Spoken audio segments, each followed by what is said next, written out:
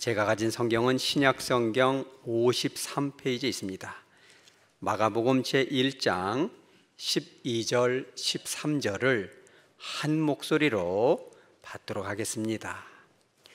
성령이 곧 예수를 광야로 몰아내신지라 광야에서 40일을 계시면서 사탄에게 시험을 받으시며 들짐승과 함께 계시니 천사들이 수종 들더라. 아멘. 거룩하신 하나님 아버지, 오늘 이 좋은 날 주일 아침 사랑하는 권속들과 함께 말씀을 나누고자 하오니 성령 하나님 임재하여 주셔서 아버지의 뜻을 바르게 선포할 뿐만 아니라 온유하고 착하고 바른 마음으로 말씀을 받아 변화될 수 있는 축복의 시간, 은혜의 시간 되게 하여 주시옵소서. 거룩하신 예수님의 이름으로 기도드리옵나이다. 아멘. 수십 년 전에 이런 일이 있었습니다.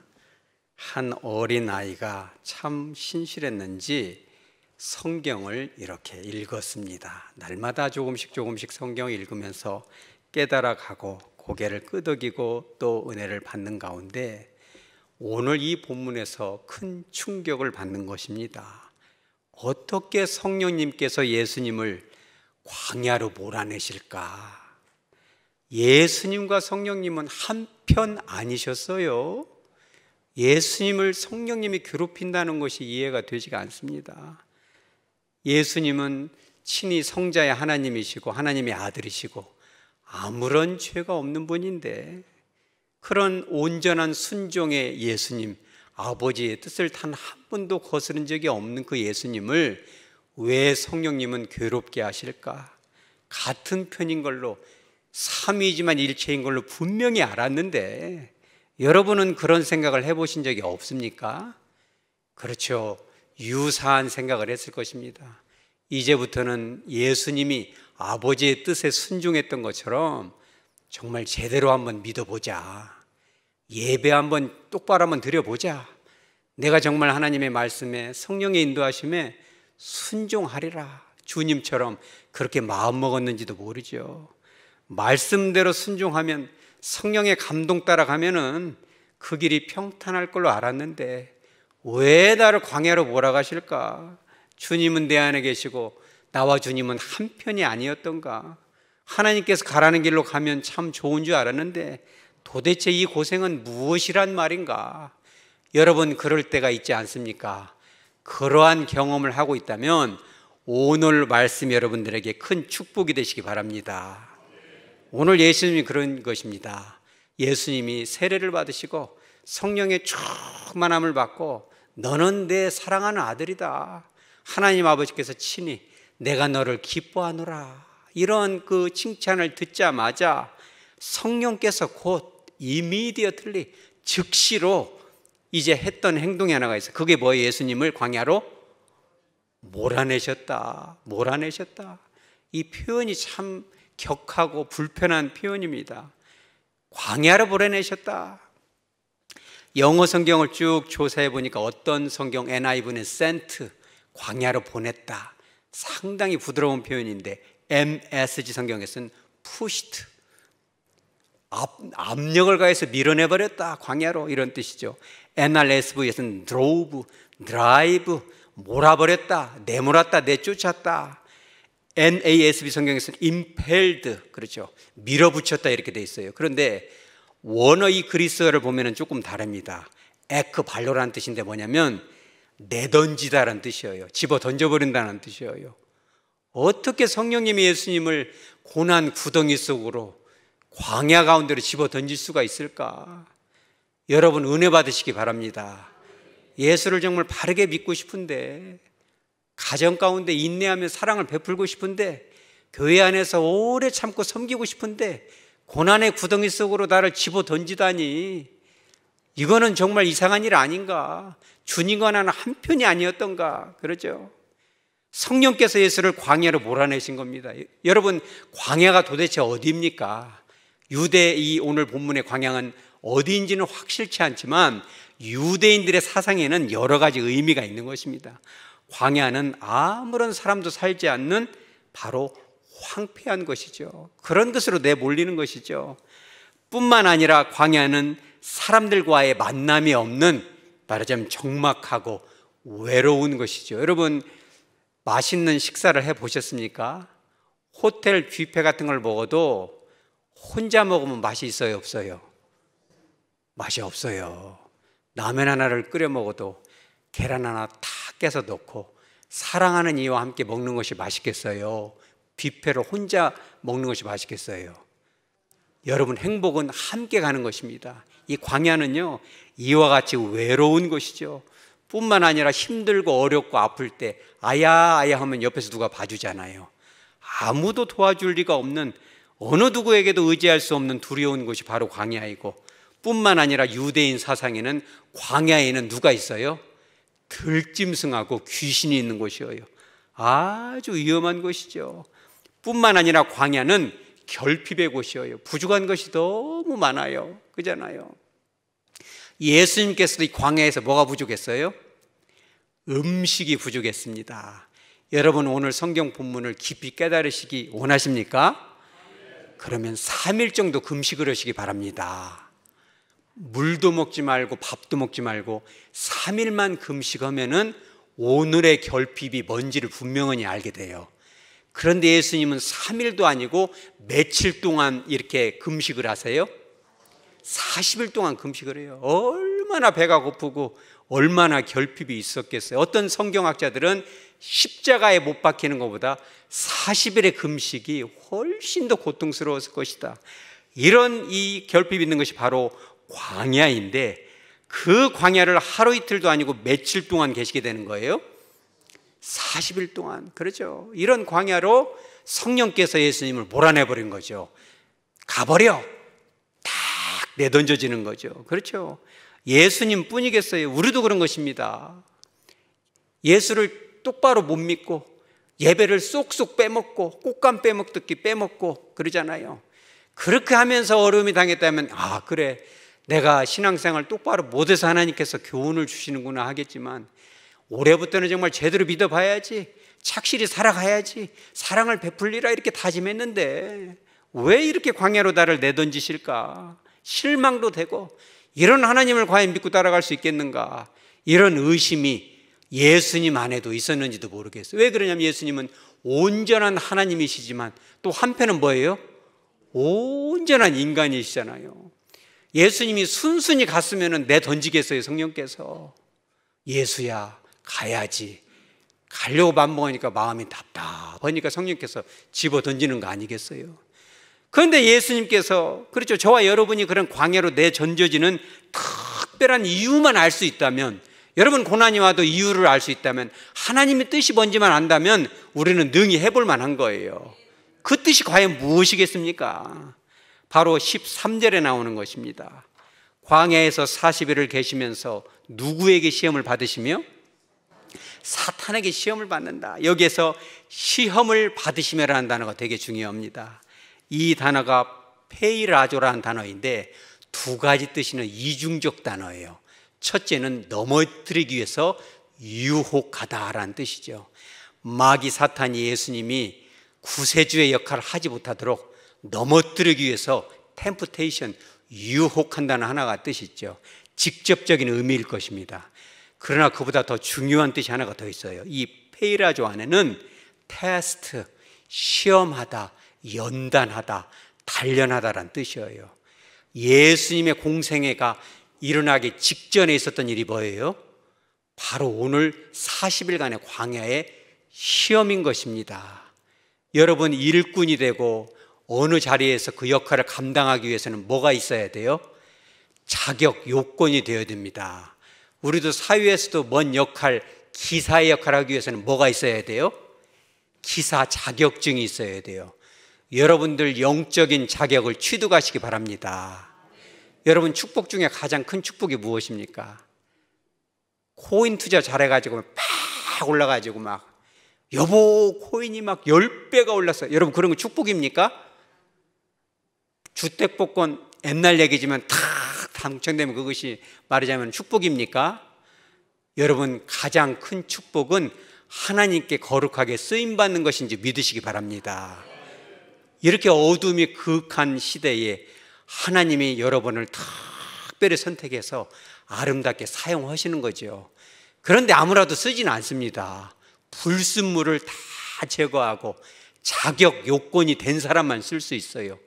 아무리 그 그릇이 서울대를 12번 나오고 금그릇같이 값어치가 있다 할지라도 여기에 용변 같은 것이 묻어 있으면 쓸 수 있어요, 없어요? 없는 것이에요. 비록 투박한 질그릇이다 할지라도 깨끗하게 준비된 자만이 쓰임받는 것입니다. 예수님께서 공생애를 시작하기 전에 마지막으로 해야 됐던 그 한 가지 요건이 뭐냐면 바로 연단 받는 거예요. 여러분, 연단을 통해서 준비되시기 바랍니다. 제가 얼마 전에 밤에 이렇게 산책을 하는데 가만히 세상 사람들의 눈으로 또는 주님의 눈으로 관찰하는 것을 좋아합니다. 근데 어느 날 저 골목을 가는데 어느 인력사무소에 이런 것이 안에 달려있더라고요.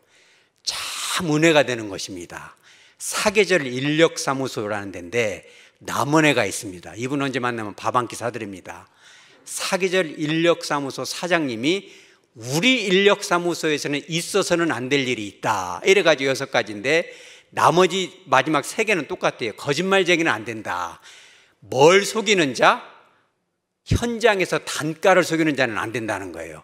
여러분, 진실하시기 바랍니다. 그런데 참 은혜가 됐던 건 뭐냐면 일을 뭐 하는 자? 고르는 자. 하고 싶은 일만 하고 하나님은 이걸 하면 좋겠다는데 내가 원하는 일만 하는 자는 사계절 인력에서 있으면 돼요, 안 돼요? 안 돼요, 안 돼. 두 번째는 어떤 자가 있어요? 음주자. 술에 취하고 주식에 취하고 토요일날 밤 늦게까지 막 주식에 취해가지고 막 그 그래프를 막 보면은 그런 음주자는 사계절 인력에서 필요해요, 필요 안 해요? 필요해요? 안 필요해요. 토요일 밤만큼은 일찍 주무시기 바랍니다. 이런 음주자는 안 되는 거예요. 그런데 세 번째가 굉장한 은혜가 돼요. 우리 다 같이 시작. 불평 불만이 가득한 자. 여러분, 혹시 가정 가운데 교회 가운데 불평 불만이 가득해요? 여러분, 감사하는 여러분 되시기 바랍니다. 불평한 것이 있으면 여러분이 직접 하시기 바랍니다. 내가 하고 내 기도가 부족해서 그런 것이지 불평 나올 것이 하나도 없어요. 예수님께서도 친히 하나님의 아들이시지만 온전한 인간이었기에 불평불만이 나오지 않도록 40일간 쫄쫄 굶기면서 온전한 감사로 인도하시는 겁니다. 여러분, 준비된 여러분 되시기 바랍니다. 뿐만 아니라 예수님께서 이런 40일씩이나 이런 고난을 당한 두 번째가 있는 거예요. 첫 번째는 일꾼으로 온전히 준비되는 거라면 그것은 뭐냐면 우리 따라서 하죠. 대표성.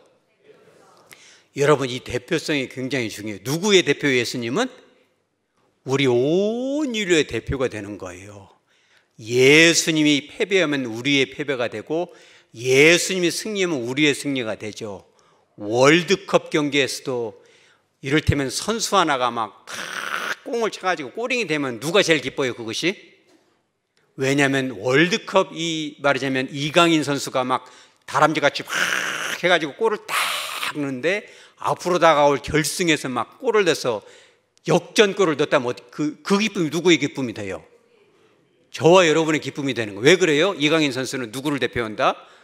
우리를 대표하죠.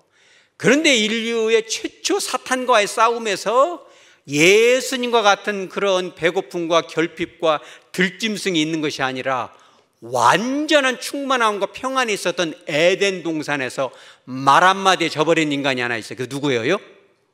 아담이잖아요. 아담이 그것을 먹어서는 안 될 금단의 말을 다 먹는 바람에 저와 여러분이 어디로 빠졌어요? 지옥의 불구덩이로 빠진 거예요. 그러니 그 불에서 꺼내주기 위해서는 누군가는 아담처럼 대표자가 돼서 함께 붙어야 돼요. 그 예수님은 에덴 동산같이 평안한 곳이 아니고 배부른 곳이 아니고 여기 보면 13절에 40일 동안 쫄쫄 굶을 때 옆에서 어느 누구라도 와가지고 배고프지 조금만 참아 40일은 아니어도 일주일은 같이 굶어줄게. 그러면 얼마나 유료가 되겠어요? 그런데 13절에 보면은 광야에서 40일 계시면서 사탄의 시험을 받을 때 누가 함께 해줬어요? 우리 따라서 들짐승. 할 것이 없어가지고 들짐승이 함께한 예수님이 마음이 어떻게 있어요? 얼마나 고육스러워요. 그런 40일의 시험을 예수님이 어떻게 하신다? 승리하신다. 우리는 40일씩 굶을 필요도 없어요. 제가 설교의 초두에 3일만 금식하면 오늘 말씀의 깊이가 여러분들에 전해질 거라고 했는데 하지 마시기 바랍니다. 혹시 당뇨 있는 분들 3일 굶었다가 저혈당 오면은 항의 전화하고 아들, 딸내 전화 받느냐고 제가 정신이 사나우니 하지 마시기 바랍니다. 그냥 꼭 하고 자면은 새끼만 한다거나 아니면 아침밥은 그냥 출근하면 끝이고 저녁에는 물 한 잔 먹고 자버리면 끝이니까 가장 힘든 한 끼 점심 한 끼 하시기 바랍니다. 할렐루야. 아멘 하는 사람 제가 다 봤습니다. 그래서 예수님이 이런 대표성을 가지고 우리가 금식하지 않더라도 40일 금식하고 사탄을 상대로 완전한 승리를 거둔 것을 우리가 단지 어떻게 하기만 하면, 믿기만 하면 우리는 천국 백성 되는 줄 믿으시기 바랍니다. 그러니 얼마나 감사해요. 우리가 이와 같은 광야에 던져질 때, 잘 믿으랬으나 이런 광야로 던져질 때, 첫째는 예수님을 그렇게 하신 것처럼 저와 여러분도 정말 주님이 마음껏 쓰실 수 있는 도구처럼 연단하는 과정도 있지만 저와 여러분도 뭐가 있다? 우리 따라서 하죠. 대표성. 여러분 이거를 잘 기억해 하셔야 돼요. 여러분은 한 가정의 아버지로서, 어머니로서, 담임 목사로서, 구역장으로서 우리는 대표성을 갖고 있는 거예요. 제가 50년 동안 상담가로서 저는 그런 걸 좋아해요. 그 가정 족보를 쭉 분석을 해봐요. 아마 족보학 명예박사 좀 줄란가 모르겠습니다만은, 그런데 희한한 것이 하나가 있어요. 그 집 할아버지가 꼭 술에 넘어져요. 광야에서 술에 넘어지면 그 아들도 넘어지고 손자도 넘어지더라 이거예요. 그리고 그 아버지가 그 분노를 하고 그거를 못 참고 조그만 광야를 만나면 그 자리를 뛰쳐나가고, 그러면 그 집 아들도 뛰쳐나가고 딸도 뛰쳐나가고 손자도 뛰쳐나가고, 그것을 어떻게 한다? 우리 전라도 말로 택인다, 타겼다. 그런데 어떤 가정은 또 이런 가정도 있어요. 상담 세계에 들어가 보면은 나이가 이제 20살, 21살 먹은 아이가 말하자면 국가로부터 억울한 일을 당했는데 이제 그 아이가 다 써가지고 소송을 하려고 너무 억울하니까 다 그거를 내요. 그러면서 뭐라고 하냐면 아버지 제가 이런 것 행정소송을 하는 이유는 아주 예전에 아버지께서 억울한 일을 당하셨을 때 변호사도 쓰지 않으시고 행정소송을 쫙 명필로 써가지고 승소하는 걸 보니 억울할 때 기도 주님께 간절히 하고 내가 이 병무청에다 이걸 페이퍼를 넘겨야 되겠습니다. 그런 것을 제가 타겼나이다. 이래가지고 1년이 이 허투루 지나갈 것을 할렐루야 그 길로 가서 승소를 하는 거예요. 여러분 뒤에는 누가 보고 있어요? 여러분을? 여러분들의 아들들이 보고 있고 딸들이 보고 있는 거예요. 분명히 아들이 보고 딸들이 볼 때 우리 엄마가 우리 아빠가 이쯤 되면 성질이 나가지고 막 애들이나 모르겠다 탁 걷어차고 아주 격한 행동, 말, 생각, 눈빛으로 이렇게 할 판인데 분명히 어떻게 하나 보자고 봐요, 안 봐요? 애기들도 봐요. 애기들도 3살, 4살 먹은 애기들도 그거를 유심히 관찰하면서 우리 할아버지가 어떻게 말하나 보자. 이런 정도로 할머니가 이렇게 득득 하면은 분명히 미사일 한 발이 나갈 텐데 언제 쏘나 보자. 그랬더니 우리 따라서 하죠. 사랑의 원자탄. 분명히 오는 방망이 가는 홍두깨인데 엄마가 이렇게 딱 하면 아빠가 오면 분명히 이 미사일이 나갈 건데, 요즘도 전쟁이 나 있잖아요. 중동에 막 한 발 쏘면 막 60발 쏘고 이러잖아요. 그런데 사랑의 원자탄을 팍 쏴가지고 여보 내가 참 잘못했나이다. 앞으로는 우리 따라서 똑바로 잘하겠나이다. 진심을 담아서 그 말이 안 나오면 금식이라도 해가면서 똑바로 잘하겠나이다 이렇게 하면은 아들들이 뭘 배우겠어요, 여러분? 그러니 여러분은 대표성이 있는지 믿으시기 바랍니다. 참 두렵고 떨리는 일이에요. 교회도 그러고 구역도 그런 거예요. 힘들고 어려운 일이 있을 때 사람들이 다 쳐다보죠. 저 사람이 과연 어떻게 행동하는지. 그렇죠. 자녀들이 부모님을 쳐다보고 있어요. 이럴 때 어떻게 행동하는지. 성도들은 담임 목사를 보고 있는 거예요. 저 목사님이 이때쯤 폭발을 할 텐데 과연 어떻게 반응할까? 저 장로님이 분명히 부야가 치밀 텐데 어떻게 행동하는 것인가? 여러분 그와 같은 때 광야를 통과하시기 바랍니다. 사랑의 원자탄을 팍 터뜨리시기 바랍니다. 그렇게 할 수만 있다면 알고 보면 예수님과 사탄과의 1대1 전쟁인 줄 알았지만 예수님과 온 인류의 영적 전쟁이었고 나와 마귀와의 전쟁인 줄 알았지만 나와 내 가정, 나와 내 가문과의 전쟁인 것이에요. 눈물이 나도 울면서라도 여러분 승리하시기 바랍니다. 여러분 그렇게 할 수 있어야 돼요. 그래서 제가 보니까는 이런 좋은 책이 있어서 이 소개를 해드립니다. 이 선한 목자교회 재작년에 은퇴하셨는데 유기성이라는 원로 목사님인데 그분이 참 좋은 책을 썼더라고요. 이기지 못할 무엇은 없다? 실현은 없다. 이기지 못할 광야는 없다. 하나님의 뜻이 있고 예수 안에 우리가 동행할 수만 있다면 우리는 어떤 시련도 다 넘어갈 수 있고 40일 광야의 금식도 다 끝낼 수 있다는 거예요. 여러분 그런 고통의 터널을 승리로 통과하시기 바랍니다.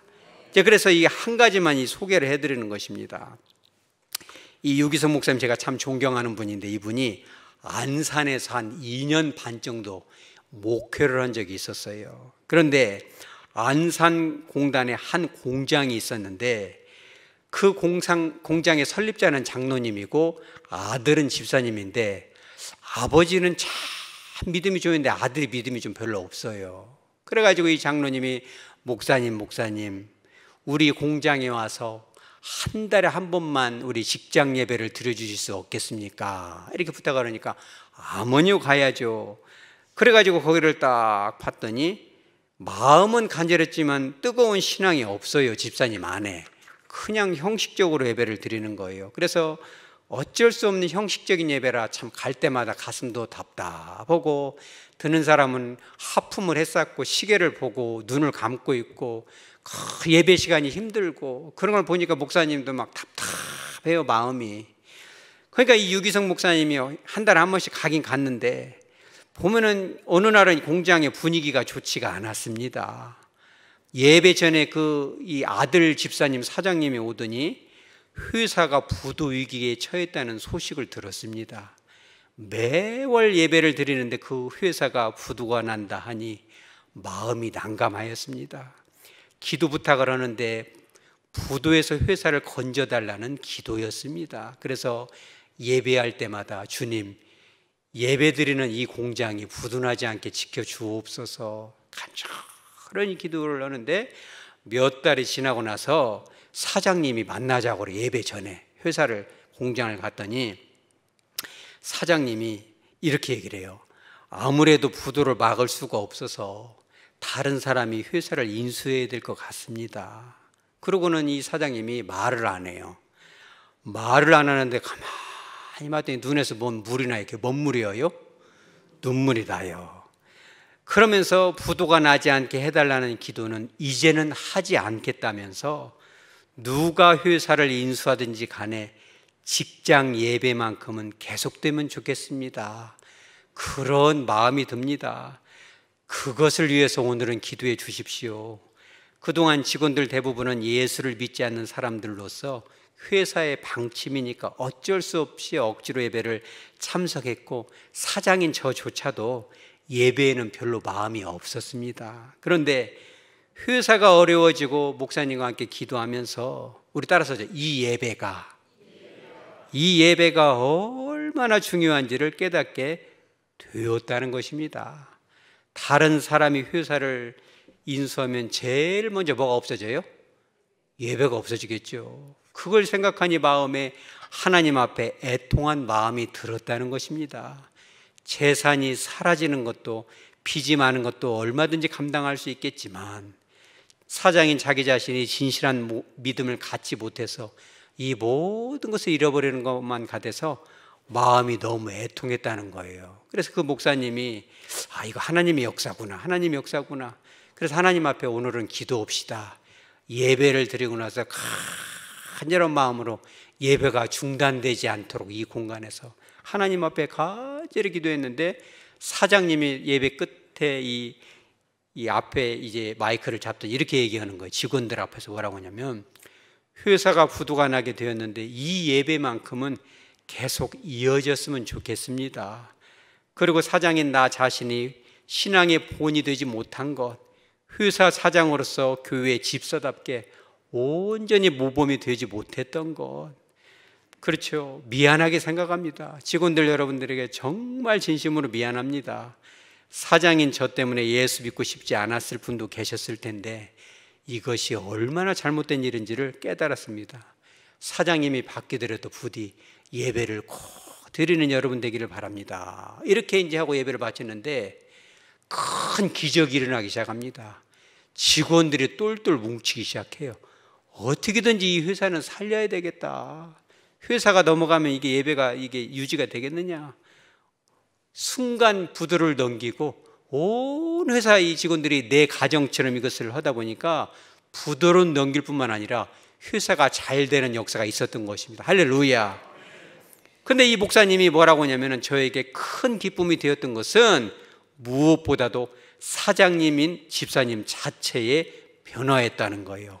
부도의 위기와 그 어려운 과정을 겪으면서 주님 앞에 모든 것을 내려놓고 진짜 중요한 것은 하나님에 대한 믿음과 순종이었다는 사실을 붙잡고 나니까 이제는 모든 문제가 해결되는 것을 경험한 거죠.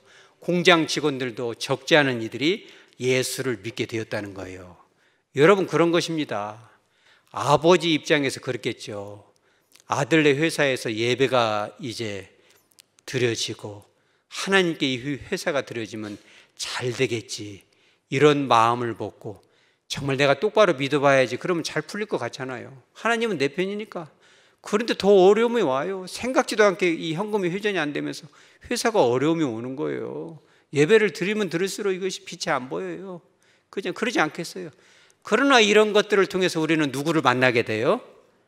하나님을 만나죠. 그렇기 때문에 여러분들 인생을 살면서 우리가 정말 하나님 앞에 죄가 많아서 벌을 받는다면 아이고 그래야 회개해야지 그러지만, 정말 잘 살아보려고 주님 앞에 다짐했는데 어려움이 올 때, 그런 광야를 만나게 될 때 여러분 오늘 말씀을 꼭 기억하시기 바랍니다.